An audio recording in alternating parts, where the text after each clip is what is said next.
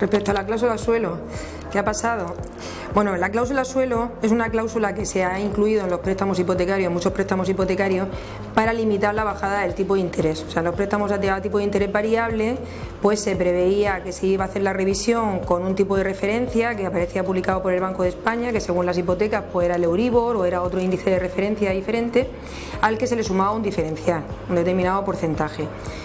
Cuando en muchas hipotecas se incluía una cláusula en virtud de la cual, si como consecuencia de la revisión el tipo de interés resultaba por debajo de un determinado tipo, se aplicaba ese mínimo, se aplicaba ese tipo. O sea, no podía bajar más abajo, o sea, no podía reducirse el tipo de interés por debajo de un tipo mínimo.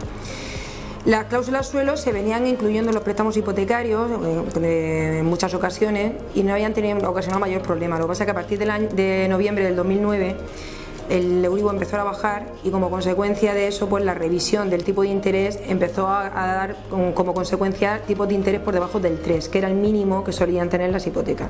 Luego eso añadido a la crisis pues determinó que había mucha gente que no podía pagar sus préstamos hipotecarios, las cuotas del préstamo hipotecario que habrían sido más bajas de no tener esa cláusula suelo.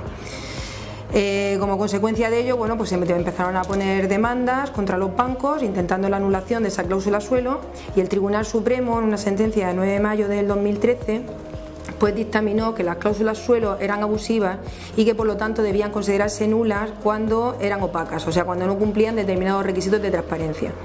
Se considera que una cláusula suelo es transparente siempre que cumpla una serie de condiciones que son fundamentalmente que sea una cláusula que esté destacada en el contrato, o sea que no esté inmersa entre otro tipo de clausulado que podría hacer que pasara desapercibida.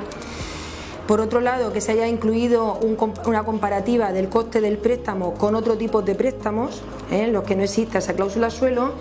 Y también que se haya contemplado, se ha hecho una comparativa en la información que se da al cliente de cuál es la repercusión que tiene esa cláusula suelo en diferentes escenarios de revisión de este tipo de interés.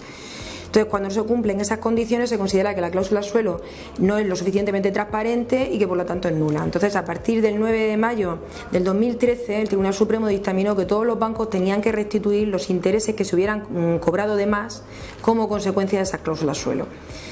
El problema que ahora hay sobre la mesa es el tema de la retroactividad. O sea, hubo un juzgado de lo mercantil de Granada que elevó una cuestión al Tribunal de Justicia Europeo argumentando que si las cláusulas en suelo eran totalmente nulas, pues por lo tanto los bancos tenían que restituir todas las cantidades cobradas de más desde el momento de la constitución del préstamo, aunque hubiera sido con anterioridad a esa fecha de 9 de mayo del 2013, de la sentencia.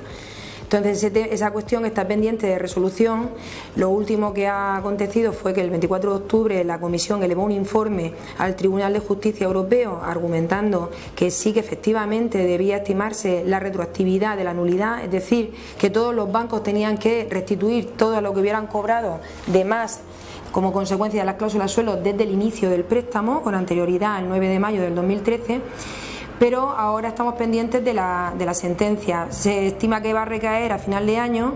Pasa que hay bastante expectación porque ahora en el mes de julio el equivalente al abogado del Estado tiene que elevar el informe acerca del tema y normalmente ese informe suele ser determinante de la resolución. Entonces está a la espera a ver qué va a dictaminar este órgano para ver cuál puede ser la resolución.